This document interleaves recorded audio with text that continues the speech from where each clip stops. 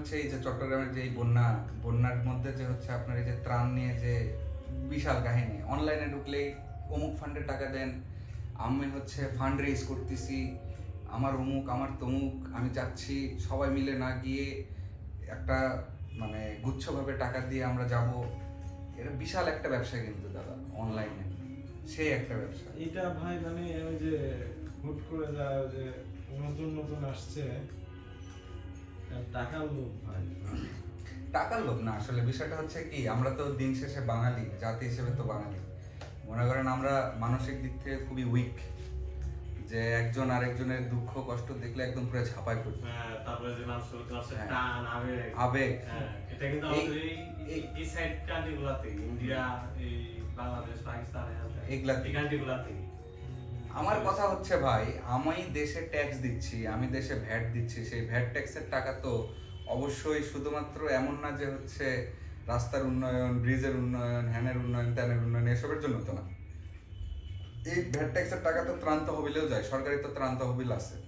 আচ্ছা ঠিক আছে, এমন একটা মনে করেন দুর্যোগপূর্ণ অবস্থা তৈরি হয়েছে যে ত্রাণের টাকা দেওয়া নিয়ে অনেক ঝামেলা, বা গুচ্ছভাবে ত্রাণের টাকা দেওয়াটা পসিবল, তো গভর্নমেন্ট তো চাইলে এরকম একটা প্ল্যাটফর্ম ক্রিয়েট করতে পারে যে হচ্ছে যারা যারা দিতে চাচ্ছে, হেল্প করতে চাচ্ছে গভর্নমেন্টাল ওয়েতে, তারা এখানে কাজ করতে পারবে। এবং যে সকল কন্টেন্ট ক্রিয়েটর অ্যাকচুয়ালি সাহায্য করতে আগে যাচ্ছে, তারা অ্যাজ এ ভলেন্টিয়ার হিসেবে ওখানে ওয়ার্ক করতে গেল, ভলেন্টিয়ার ওয়ার্ক যেটারে বলা হয়। তো এইভাবে তো গোছালো জিনিসটা করলে মনে করেন এত সমস্যা তৈরি হয় না।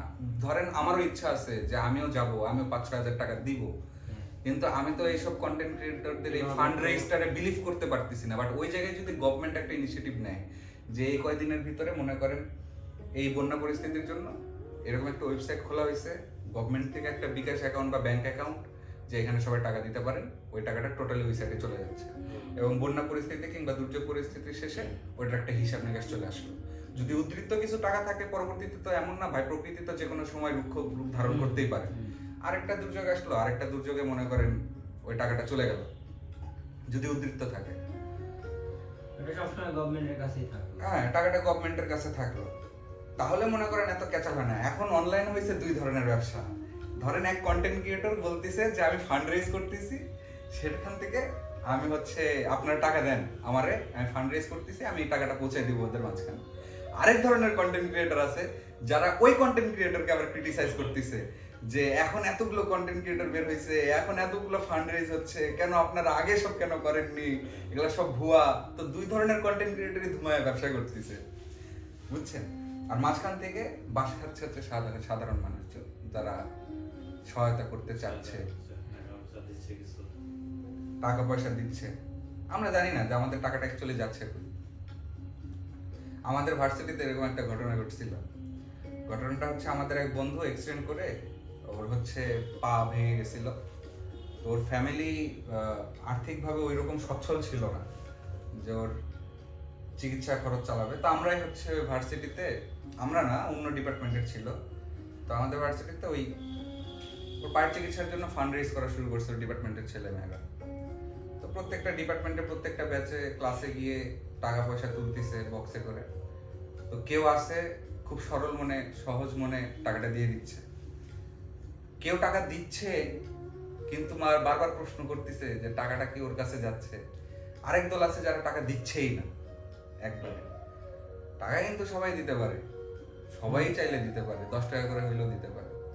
বাংলাদেশে 18 কোটি মানুষ যদি ধরি আমি, 1 টাকা করে দিলেও 18 কোটি টাকা পাই, 1-2 টাকা না, 18 কোটি টাকা। সেই জায়গায় যদি 10 টাকা করে দেয় তাহলে 180 কোটি টাকা, 180 কোটি টাকার ত্রাণ, বুঝতেছেন এই সময় কতটা ইম্প্যাক্ট ফেলতে পারে ওই সাইডটাতে। 180 কোটি টাকার ত্রাণ যদি আমরা সবাই 10 টাকা করে দেয়। রাস্তাঘাটে যায় দেখেন মানুষ সিগারেটই খাচ্ছে মনে করেন 30 টাকা 40 টাকা, একটা বেনসন খাইতে গেলে 25 টাকা নেয়। একটা হিন্দি মুভি দেখেন নাই যে অনিল কাপুরের সরকার নাকি জানো, ও কি পেছে জানে, পরে পরে জনগণ 1 টাকা করে দেয়, সহযোগিতা করে।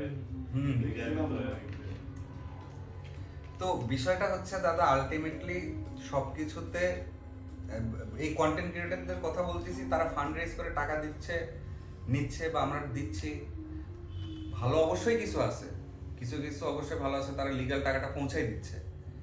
কিন্তু এই দ্বিধাদ্বন্দ্বের মধ্যে মানুষ ঠিক যতটা মানে প্রাণোচ্ছ্বাস হইতে ধরেন টাকাটা দিতে চাইতো কিংবা সাহায্য করতে চাইতো, এই গ্যাঞ্জামগুলোর কারণে মানুষ আরো নিরুৎসাহিত হচ্ছে এগুলার থেকে, হয়ে একদম একদম বাজে একটা সিচুয়েশন তৈরি হয়ে যাচ্ছে। তো এই জায়গায় আসলে গভর্নমেন্টের হস্তক্ষেপ দরকার, যে একটা নির্দিষ্ট প্ল্যাটফর্ম, যে প্ল্যাটফর্মে সবাই সাহায্য করতে পারবে। আরেকটা ফান ফ্যাক্ট কি দাদা জানেন, এই বন্যার জন্য কিন্তু তারা আটকা পড়ছে, বাট তারা অ্যাকচুয়ালি গরিব না। অনেক আছে ফ্যামিলি, 2-3 তলা বাসা ওইখানে, আশা এখানে, হ্যাঁ, তারা কিন্তু গরিব না, গরিব না। কিন্তু এই বন্যার কারণে, আকস্মিক বন্যার কারণে তারা মনে করেন বেকায়দায় পড়ে গেছে। এখানে হয়ে গেছে। তো তাদেরকে এরকম হচ্ছে ওই ফকিন্নির মতন ট্রিট করতেছে অনেক সময় দেখা যাচ্ছে, হ্যাঁ, বা তারা ওইভাবে ওটা রিসিভও করতেছে। টিয়াটিরা দিয়ে আমার কি বুঝাচ্ছে যে হ্যাঁ, একটু ওরা এটাই খেতে পারতেছে না, কি জানো মনে করতেছে।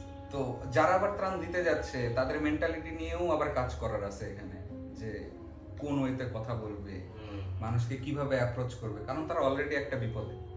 তো ওইখানে তাদের আসলে মানসিক শক্তিটা প্রদান করা সব থেকে বেশি দরকার টাকাটার থেকে, কারণ ওদের আত্মীয় স্বজন দেশের বিভিন্ন জায়গায় আছে, চাইলেই টাকা পাঠিয়ে দিতে পারে, তাদের টাকার সমস্যা নেই, বাট তাদের ওই মনোবলের সমস্যাটা আছে।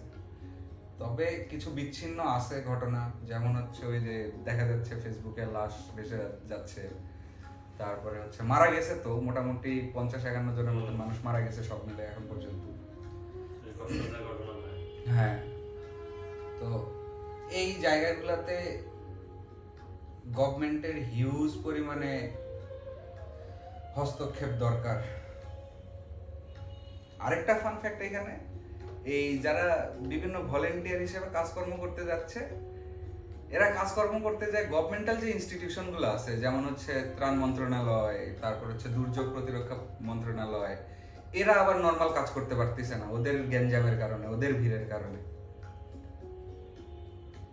আমরা নির্বাচন করে সরকার তুলছি, সরকার তোলার পরে আমরা যদি সরকারের কাছ থেকে এই ধরনের মানে অ্যাডভান্টেজ মূলক কোনো মানে পদক্ষেপ যদি না পাই, বা গভর্নমেন্টের কাছ থেকে, আজকের দিনে তো এটা চাহিদা একটা, এই জিনিসটা যদি গভর্নমেন্টের কাছ থেকে না পাই,